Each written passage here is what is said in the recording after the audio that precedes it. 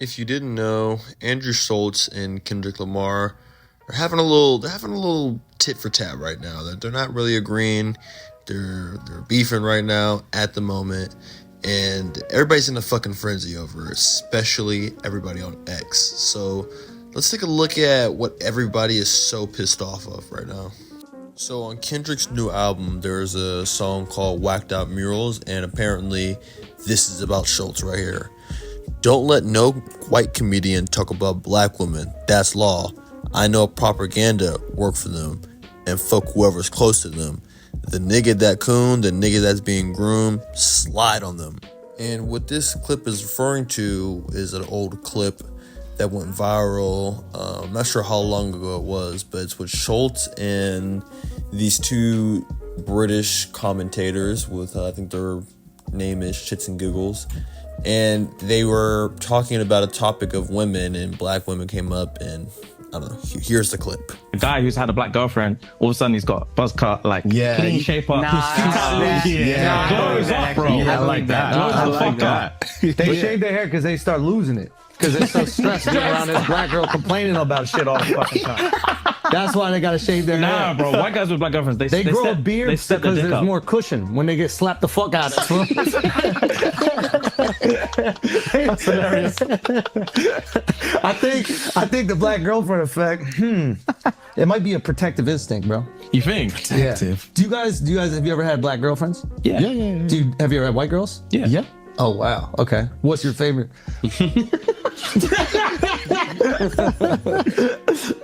We love them all. Yeah. Oh really? We love them all. Yeah. That means white. Yo, who gets That means white. Hey, let me get a UL translation. So that clip is why people think that thing was about Andrew Schulz, which it probably was. But I didn't really think too much about this conversation when I first heard it on either sides. And I say either sides because everybody's mad at Andrew right now. But I guess the two British guys ended up coming out with an apology about, this whole situation, which I was honestly confused by because, I didn't hear anything too wrong. I just felt like locker room talk a bit, but didn't feel like anything worth an apology over. But let's see what the guy said real quick. So, if you know, you know. If you don't, that's fine. But we just wanted to address something that's happening at the minute. This past weekend, there's been a couple of clips going around from when we did a session on the Flagrant podcast while we were on our US tour. And there were a few jokes made that were incredibly inappropriate. One specifically pertaining to black women. And in the clip, Andrew was making a joke. I'm not even going to get into specifics. Making a frankly racist joke. And we were laughing at it. And to give there's first of all, before we get into specifics or anything like that, obviously there's just literally no excuse. There is no excuse. Agreed. Bro,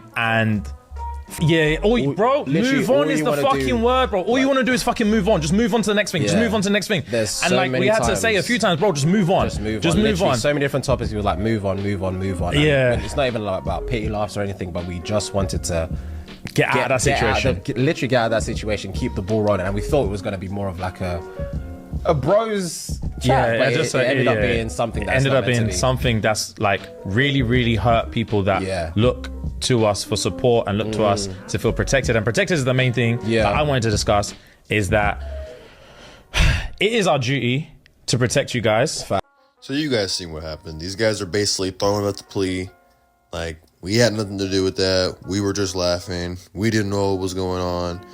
I wouldn't be surprised if they called Schulz right before they made this video. It's like, hey, bro, our fucking fan base is slamming us, bro. We gotta release an apology. And that's the backstory on the whole scenario. But that's not even why people are upset. We haven't even gotten into meat and potatoes of the scenario. That's literally just the backstory. So let's see why, people are upset on Andrew Schultz's current response to Whacked Out Morals. Rappers are telling comedians we need to be more respectful to women, so we gotta sit back and reflect. Do you know what I mean? They're the most pious group. Listen, nobody has respected women more. Through art. Yes. Than rappers. Okay? Absolutely. So I completely understand how a rapper could look at a comedian telling a joke and be like, yo, y'all need to switch that shit up. Yeah. How dare y'all keep saying your wives are annoying? Schulz kind of has a point right here. You know how, rappers have crazy bars about girls and, them basically overall just disrespecting them. And I don't think that's Kendrick, really. But he's calling out how ironic it is that a rapper is telling a comedian, a person that it's supposed to be a joke, that a rapper's telling a comedian to respect women more. It's almost ironic, and I'm not sure why people on Twitter were like, well, Kendrick's been uplifting women. It's like, yeah, he is, but that's not the point. He's making a joke of how ironic it is that a rapper is telling him that. But Al, you're getting groomed right now. We need to ungroom you. Yeah, you are. We need to ungroom you right now. Let's see. Okay? I mean that Blizzard, because he sent people, he said slide on. What he said, slide on, where's the line? Okay. The N-words that coon, the N-words that being groomed, slide on both of them. Whoa, that seems like a call to violence. That bar right there, the slide on the two black guys bar, like, first of all, pause. That just sounded crazy. But second of all, I thought that was a tasteless bar by Kendrick, honestly. Like, first of all, I didn't think anything that Schulz said in the first clip was that bad. And maybe the guys in the clip didn't think that either. So for you to say slide on them and call them, coons and all things like that, I think it's tasteless. Just because they don't agree with you, which they might. They might double back and agree with Kendrick, but just because in that moment or currently they don't agree that he's being racist or anything like that, I don't think it's right for Kendrick to say slide on them. Like, I didn't like that at all. So now I'll show you guys the final clip, the big bad clip of this whole scenario. The reason why everybody's so upset. Here we are. I need you to do it, Kendrick. You want to squabble up with Kenny? No. I mean, here's the thing. This is the thing that is kind of funny about it. Is like, first of all, Kendrick's people and the gang affiliate, everybody, his security, they will kill me. They will destroy me. They'll find me in the street. They'll fucking cut me up. They'll shoot me. They'll do whatever. I'm not a tough guy. Y'all do. But just Kendrick, I would make love to him. And there's nothing he could do about it.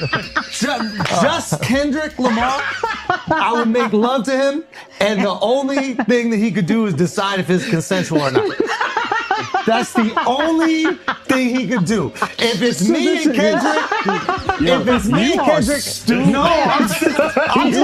is about physics. It's about physics. I don't even know if I'll get hard. But if we're in a cell, there's a chance that if we're in a cell and we're bored and we done tattooing each other, whatever you do in the cell, and we ran out of board games and we did all the other things, we cleaned everything, and I'm like, man, I might as well fuck you. There's nothing he can physically do to stop that. Now, if you want to see the rest of what Schulz says, go on Twitter, go on YouTube, go watch the full clip. I really don't want to make the clip too long because I don't have any reason for this video to go down, because copyright shit is a bitch to deal with. So go watch the full clip for more context. But basically, to explain a little farther, that Schulz goes on with the joke for a while longer, and he goes into, I won't say vivid, but he goes into extreme detail about how he would S.A. Kendrick Lamar. But, he's making a joke. It's supposed to be funny, and there's a certain amount of people who do think jokes like that are funny. I'm not one of them, personally. I don't think, men-on-men jokes like this are funny to me. That's not the type of comedy that I like. The underlying tones of the joke is he can beat Kendrick's ass 101, which I think is what he was trying to say, but he was joking about it in a funny manner, putting his own spin on it. But I think what he was basically trying to say is that he could beat Kendrick's ass if it was just him and him, no entourage. Now that you're caught up with everything, let me tell you the fucking meltdown people are having over this shit. Like, to me, this doesn't feel like much. It feels tame. A couple jokes, a couple bars about Kendrick, like whatever. But people are losing their fucking minds on Twitter right now. First of all, there's a lot of shit coming out about Andrew Schulz now that he might be a pedophile. And I guess his ex maybe came out that he was abusing her or whatever. Could be fake. Didn't dive too much into it. But, like, people are freaking out over this scenario right now. The main thing Schulz is being called right now is a racist for even having the audacity to speak on black women, which, I don't know, I find that crazy. Like, because we're talking about stereotypes, he's racist. Like, he didn't say too much. He's a comedian. He dabbled on it. But you know how many times I fucking hear people talking about stereotypes, and not just about black people, but white people. The whole, oh, white people don't know how to season food, or black people like watermelon and fried chicken. Like, bro, it's not that deep. So Meek Mill was on X, like he always is, typing away about this scenario. So Meek said, white men saying they'll R-word a black man openly is extreme, and then to say it was a joke. Black manhood is not a joke. I mean, the same guys was saying I was gay on a stand-up. My white friends was like, it's a joke. We don't play it like that in the black community at all. Then, of course, you got to look down 2 inches and see the troll by Andrew Schulz right there. But the point where I'm getting at is, look at this, bro. Come on, man. Is it really that deep? He's making a joke. He's responding in his own way. If you didn't want a comedian to respond in a joking way, you shouldn't have talked about him in the first place. Like, of course, he's going to come at you his own way. He's going to make fun of you. It's not like Schulz hasn't been on this, as I've been kind of looking into some of his content ever since the scenario happened. He's always kind of been on making racist type of jokes, which comedians have been doing for years, making, these pseudo racist jokes, which, the world used to not be so sensitive 10, 15 years ago, but now look at us, like, over a conversation that really didn't matter to this degree, we're making a big deal about. And now Andrew Schulz is getting, maybe not for say death threats, but people want him to die and shit. Look at this tweet. Comedian Andrew Schulz found dead in his New York apartment. And then you just got, like, I know you can't see the GIF, but it's LeBron doing his fucking little emotes and shit, like, after he just, like, won a game or scored points and shit. Like, come on, guys. Like, we're wishing death on a little-ass scenario like this. Like, I'm not sure who this group is, because you remember when Trump just did the whole thing and the comedian came out and did the jokes on Puerto Rico, and they were trying to say that Trump wasn't going to win and shit like this. Like, the common consensus that looked at the time that Trump wasn't going to win, but he ended up winning by a landslide. And I feel like this is a similar scenario to Schulz. Like, I think Schulz's career is going to be fine. Like, he just did a sold-out show. He'll do more. I don't think this is his core audience making a big fuss about this. These are randoms on Twitter. Let's look at one more just for the shits and giggles. So here we have one that says, the audacity of a white man like Andrew Schulz to even feel like he can open his mouth and attempt to joke about black men, calling him to watch his mouth and disrespecting black women is crazy and a sad sign of American times. Like, shit like this is just dramatic, bro. The people, I'm not sure if it's the people on Twitter. I'm not sure if it's the woke people. I don't know who it is, but whoever this demographic of people is they're acting very dramatic. I'm not sure if these are even black people, because I'm black and I don't care. And most of the things that happen in this world that might be pseudo-racist or whatever, it doesn't bother me. It rolls off my back, because if we keep talking about racism, it's never going to go away. If we keep making a big deal about shit like this, racism will never go away. It'll always be here. To me, this video isn't an Andrew Schulz defense video. I don't even really know who he is. I just started watching a little bit of his content because of this whole scenario, just to get a frame on who this guy was, frame of if this was a random scenario or not. And this seems to be what this guy does. He's a comedian. Like, I don't view it as a defense for him.